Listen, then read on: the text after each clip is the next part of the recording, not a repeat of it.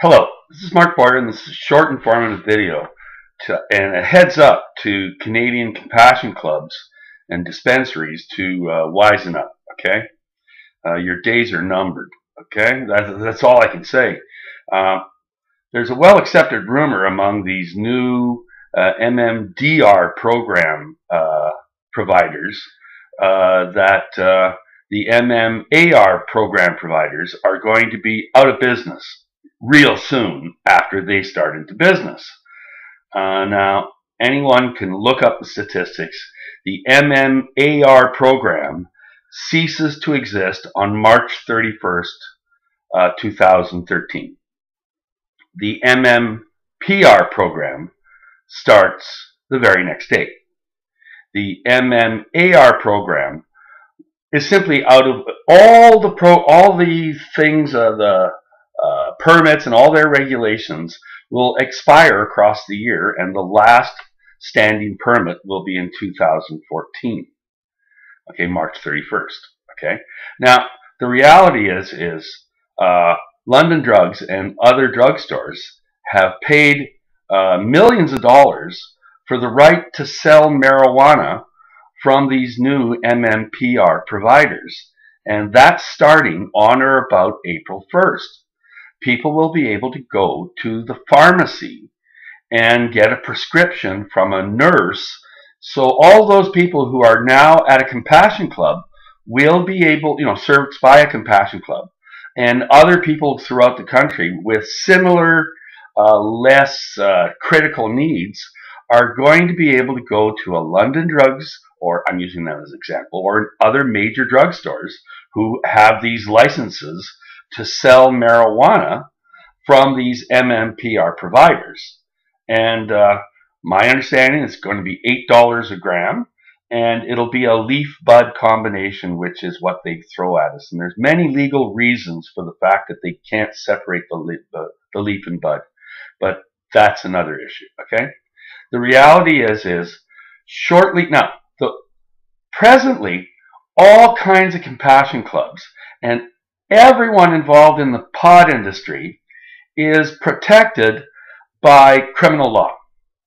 Okay, you have criminal lawyers, you have criminal law defenses, you have a well-established set of rules and regulations that have all been defended in criminal court. Okay, now income tax rules are entirely civil matters. Okay.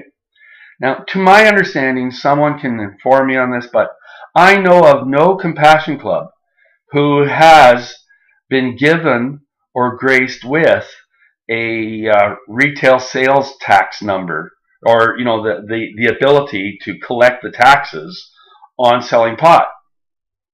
Now, the reality is let's use Vancouver. We have very liberal laws and lots of compassion clubs here.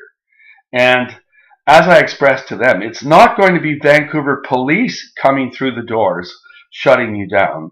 It's going to be sheriffs, because sheriffs are going to be acting on judges' orders. Okay, and the complaint that will be filed by Health Canada or one of these pharmacies or somebody is going to be to the effect that these compassion clubs are not paying taxes. The reason they're not paying taxes is because the government wants to phase them out. Okay? And that's why they don't have licenses. Now, since they aren't collecting taxes, that's a totally ungross and unfair advantage to the pharmacy down the street who is paying taxes. So we need to shut down these compassion clubs because they are not paying taxes. Okay? It's a civil matter. And when the sheriffs walk in, they'll be handing you a summons. Appear in civil court, room X number of 800 Smythe Street, and explain why you don't want to pay taxes. Because we're shutting you down. And it's all civil. The Vancouver police will say flat out, they will not get involved in civil matters. And the reality is the compassion industry out there has little or no experience with civil law lawyers. Okay, there's lots of good ones in all kinds of communities all across Canada. Okay, there's some great ones in Toronto, there's several great ones in Vancouver. And basically, what you need is a lawful excuse that you are actually trying to pay your taxes, okay? And that happens through the Marijuana Party of Canada. And getting one of these, you see this here?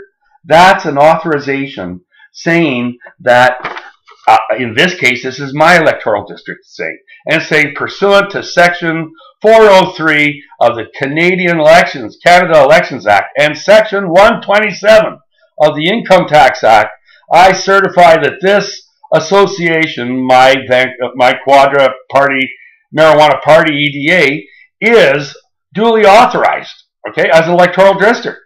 Now, this is signed off by Blair Longley, our party leader, and he will give one of these to anyone who asks. Okay? Now, the reality is this here gives you a lawful excuse to collect taxes. Okay? Now, the reality is you should look up, I'll repost it, my lawful argument under the Longley loophole. Under the Longley loophole, the original Longley loophole was to uphold that a political party can make a profit by promoting its beliefs. Okay? No matter how ridiculous that looks at face value. Now, the Marijuana Party is constitutionally, under the Longley decision, we can make a profit by promoting our beliefs. This was a 10%, our party leader doesn't like the word used, but it's a tax. Okay? It was to benefit. It was the Longley loophole. And under the Longley loophole, we're allowed to charge 10% sales tax. Okay? And to protect our beliefs. Now, the reality is the belief that every one of these EDAs needs to write into its agreement is that we want to protect all the rights of all those MMAR patients that are all being screwed across the year. And the biggest screw is that they're going to lose their compassion club, where they go buy pot that's of quality and what they want. The MMAR program is guilty of working, and the government insists that the pot program doesn't work. Now the reality is a sheriff, as I said, if you're a compassion club provider right now, and this is what this video is all about, if you're a compassion club provider now, you need to go get a Marijuana Party EDA. Simple as that. Because then you can come before the 31st, hand in that you're closing yourself under the Societies Act, and on April 1st, you're opening your new books as a co-op. Okay? The Elections Act allows you to operate as a co-op under the Elections Act. You can actually operate the EDA as a co-op if you want to. But that's an option that you have to look at. But you can definitely operate a co-op under an EDA and charge 10% party sales tax. Okay? That's what the Longley loophole allows you to do in order to protect our beliefs.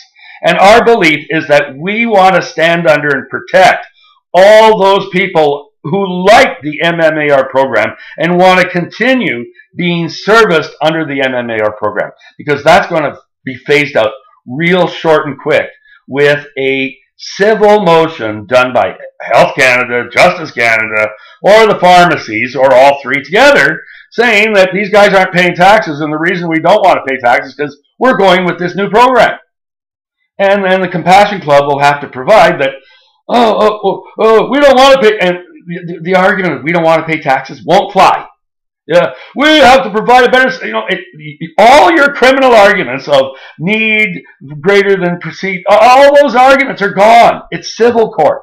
And the only civil argument that you've got is the best defense in law, which is under a necessity defense. Okay? That you need, you're paying a 10% sales tax. Your co-op is, at the end of the day, is taking 10% of the total sales and handing it to the Electoral District Association. It's like the left pocket giving the money to the right pocket, and then the right pocket can use it to do advertising, billing, and all of this. Now, under the Longley loophole, Okay, well, what's really important about the Longley loophole is that our party leader and a couple of other people have been asking poignant questions to Elections Canada for the last 10 years. And the reality is you ask them a question, it takes 3 months for them to get it back.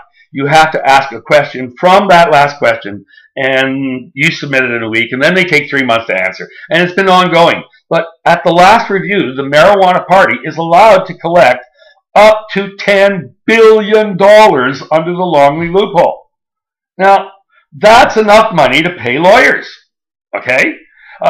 Bottom line is, shortly after April 1st, compassion clubs are going to go down. Not by the sheriffs, not by the police department, but by sheriffs coming in saying, you're not paying taxes. And it's a real hard argument to get around.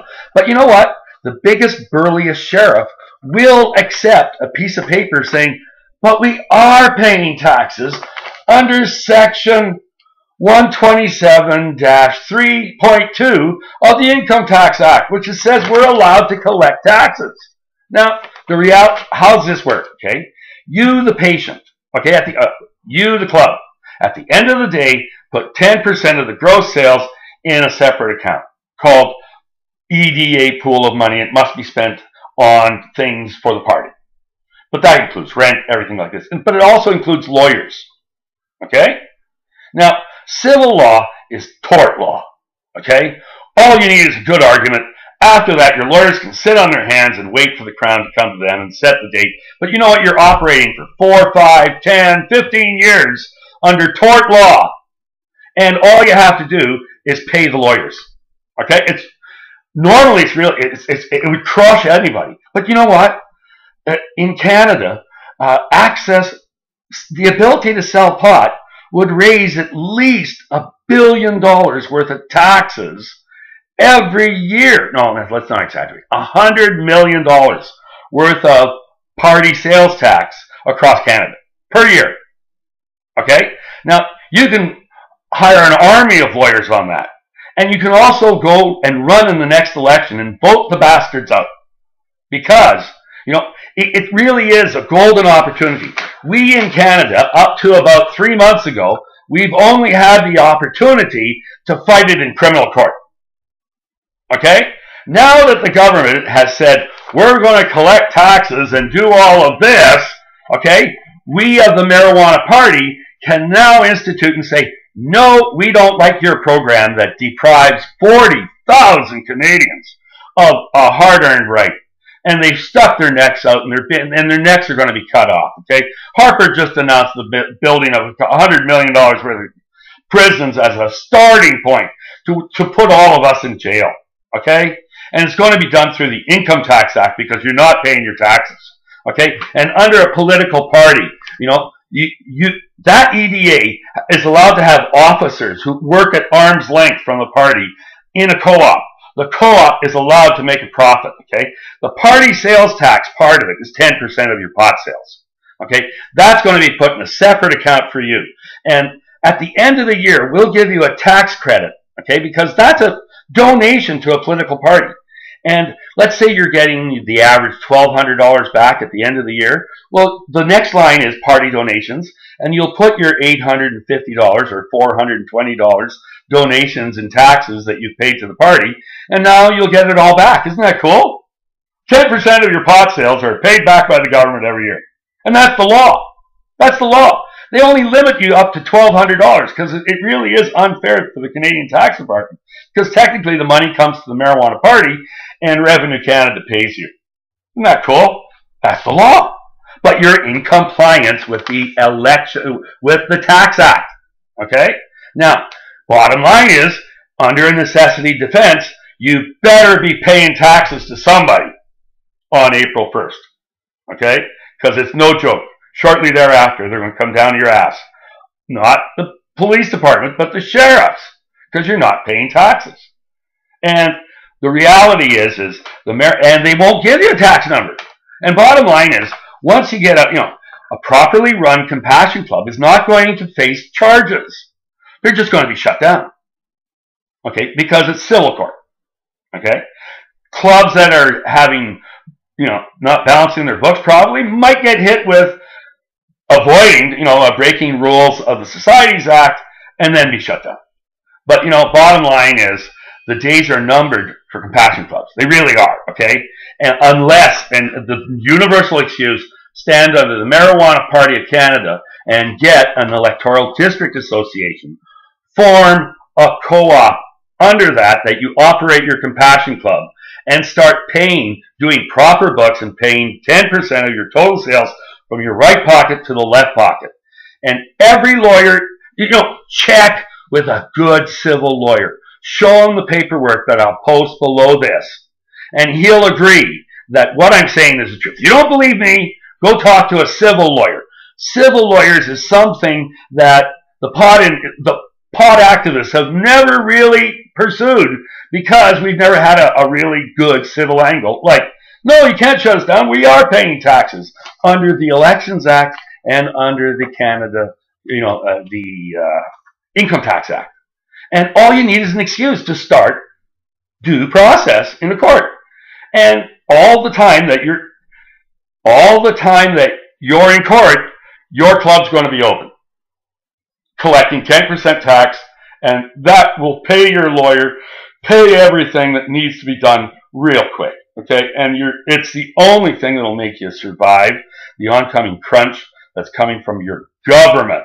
The harpster really will never give in, and his war on potheads will never stop. The man is criminally insane. He's pursuing, what can I say? I'm the loyal opposition, and you can become the loyal opposition, and you're allowed to have all your bad views about this asshole in power called Harper. And my fix to the Harper thing is giving you the sound advice to start an EDA, put a co-op under the EDA. The paperwork of a co-op and a compassion club are virtually identical.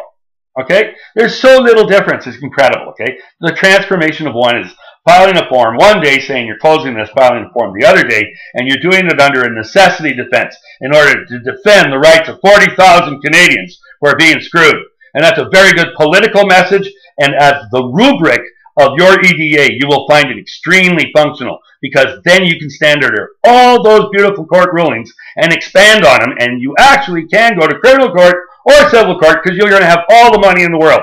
And the whole clue of it is they can't shut you down. They can't tear down your grow-ops who are operating under the protection of the EDAs to supply the clubs. It's that simple, okay? Without it, there won't be a compassion club before July 1st. I'm being real honest. There won't be a compassion club left because the pharmacies are going to be doing the business, and that's just the way it is. So please, take advantage, be political, and get civil in a remedy. Thank you very much.